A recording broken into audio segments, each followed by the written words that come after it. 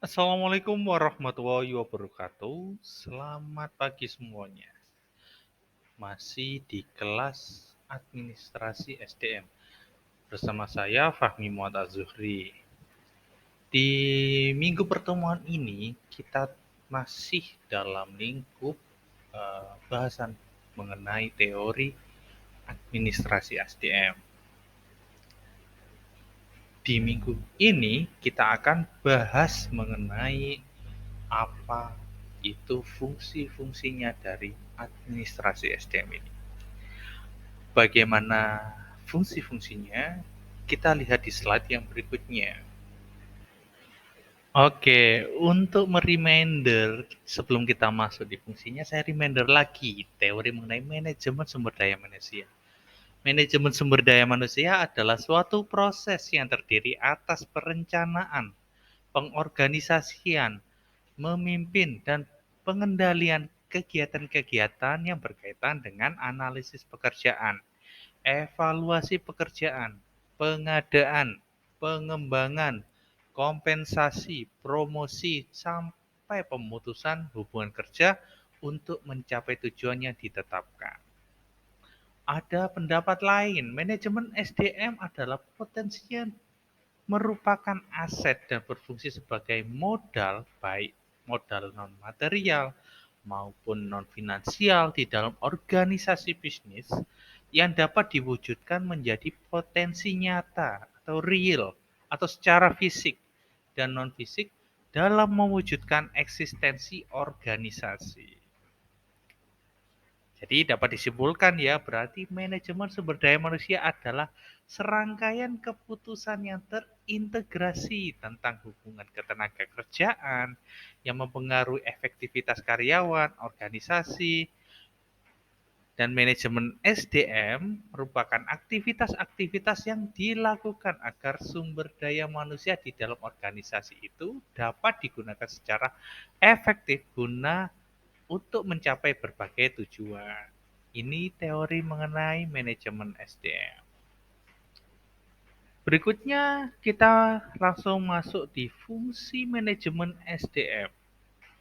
Di fungsi manajemen SDM ini ada dua fungsi besar. Yang pertama adalah fungsi secara manajerial, yang kedua adalah fungsi secara operasional. Oke, untuk detailnya kita bahas di slide berikutnya ya. Oke, hal yang pertama yang akan kita bahas di sini adalah fungsi MSDM, spesifikasinya di fungsi manajemen manajerial. Yang pertama ini adalah perencanaan. Semuanya mesti diawali dari perencanaan atau planning. Jadi perencanaan ini adalah aktivitas yang paling penting, paling mendasar di dalam MSDM. Biasanya seorang manajer yang mengelola sumber daya manusia dalam perusahaan atau organisasi akan merencanakan setiap tindakan yang akan dilaksanakan dalam menjalankan organisasi. Perencanaan ini penting untuk menentukan secara keseluruhan tujuan perusahaan dan upaya untuk memenuhi tujuan tersebut. Manajer mesti selalu bertindak sebagai seorang yang mencari alternatif dalam mencapai tujuan akhir.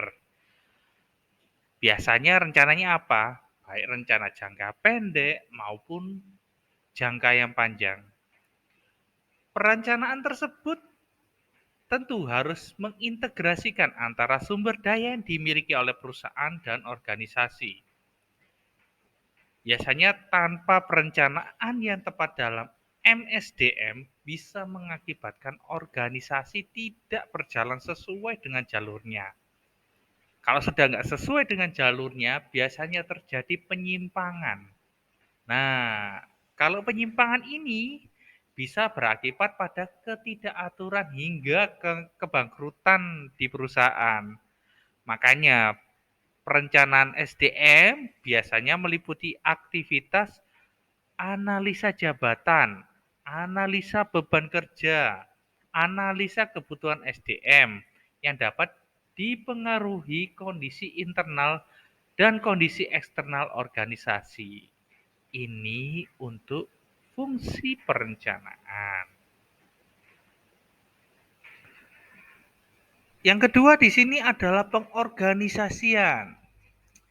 Jadi fungsi manajerial MSDM yang kedua ini adalah sebagai pengorganisasian sumber daya manusia dengan membagi kegiatan besar menjadi beberapa kegiatan kecil atau serangkaian kegiatan.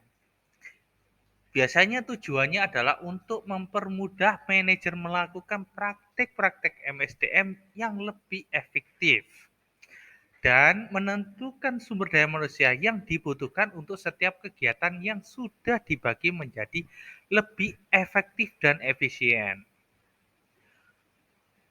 Pengorganisasian ini secara lebih gampang dapat dilaksanakan dengan menentukan siapa yang mengerjakan pekerjaan, kapan, di mana pekerjaan itu dikerjakan, dan bagaimana harus dikerjakan. Hal ini bertujuan untuk mencapai tujuan organisasi melalui proses yang lebih terstruktur dan terorganisasi. Yang ketiga adalah penempatan. Nah, ini penempatan ini mirip-mirip dengan organizing tadi atau pengorganisasian. Tapi ada bedanya kalau penggunanya ini lebih luas. Kalau tadi organizing lebih memperlihatkan siapa yang akan mengerjakan aktivitas ini, maka untuk penempatan atau staffing ini lebih memperlihatkan SDM yang tepat yang akan melaksanakan aktivitas tertentu. Nah, ini bedanya antara penempatan dengan pengorganisasian. Yang keempat, ini adalah pengarahan atau directing. Jadi fungsi manajemen dalam bisnis ini juga penting. Pentingnya buat apa? Jadi sebagai suatu tindakan yang mengupayakan agar anggota organisasi atau kelompok ini mampu mencapai sasaran dan target sesuai dengan prosedur manajerial yang sudah direncanakan. Biasanya, seorang manajer ini akan melakukan pengarahan kalau terjadi masalah atau biasanya nggak sesuai dengan yang direncanakan. Ini biasanya fungsi dari pengarahan.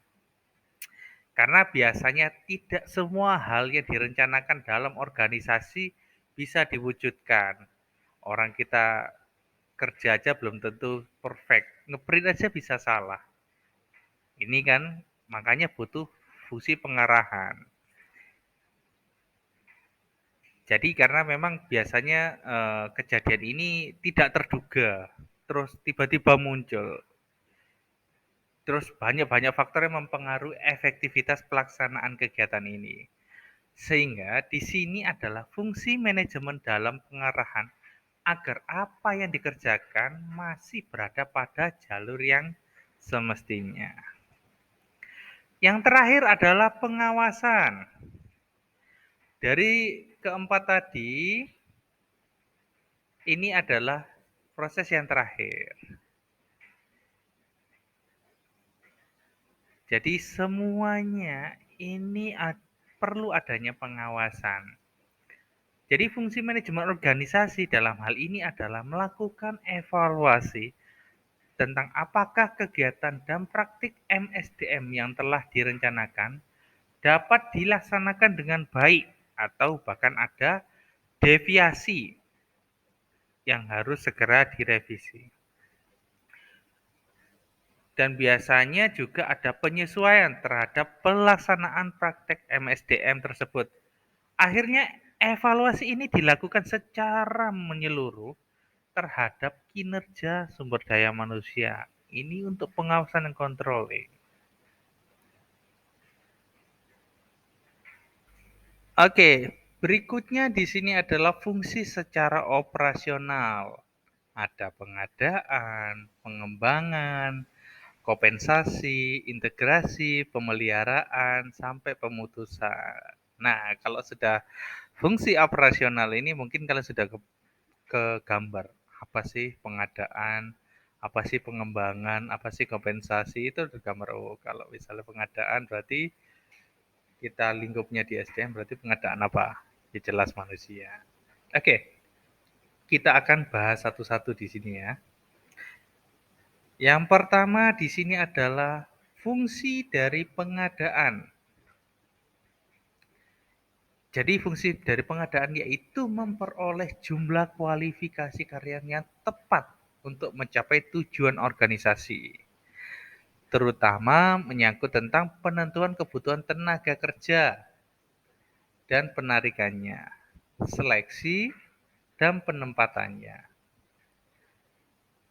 Jadi menentukan kebutuhan tenaga kerja ini menyangkut baik kualifikasi dan mutu maupun jumlah tenaga kerja.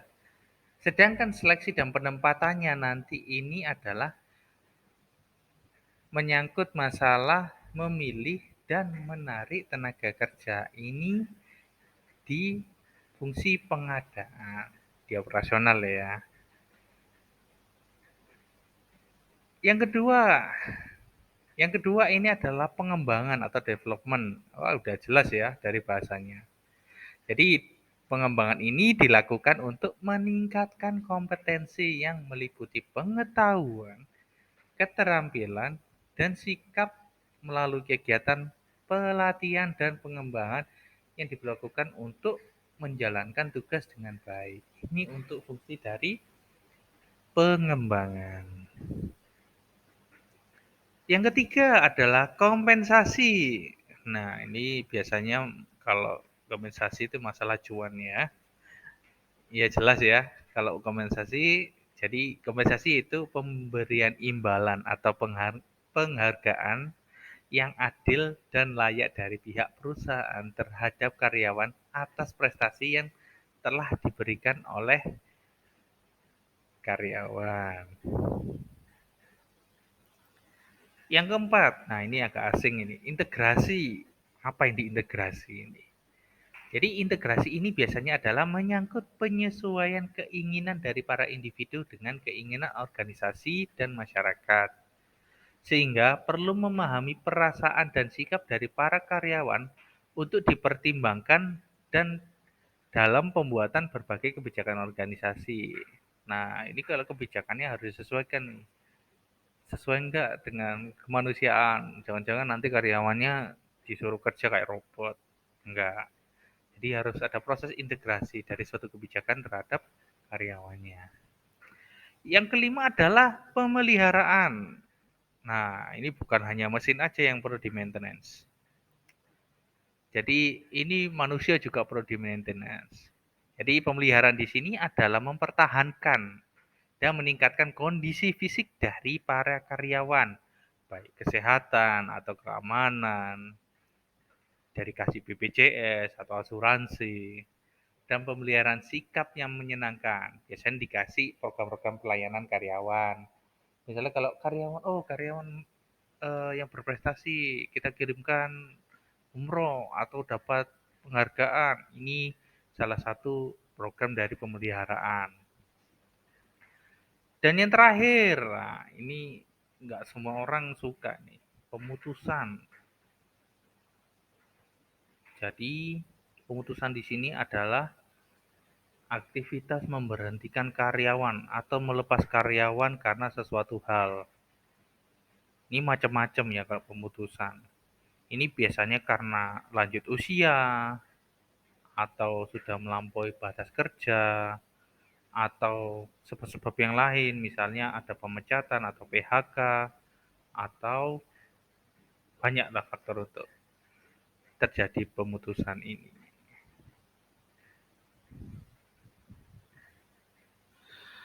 Oke, terima kasih atas atensinya sudah menyimak sedikit materi mengenai administrasi SDM. Dilihat dari fungsi-fungsinya tadi ya banyak sekali. Kira-kira kalau menurut kalian nih, proses apa aja sih yang bisa diadministrasikan di dalam administrasi SDM dari materi yang kita bahas tadi? Silahkan kalian nanti komen di Google Classroom ya, kayak biasanya. Nanti saya sediakan tempat untuk komen. Jadi pertanyaannya, apa saja ya kira-kira dari fungsi tadi bisa diproses administrasikan? Oke, terima kasih. Assalamualaikum warahmatullahi wabarakatuh. Selamat pagi semuanya.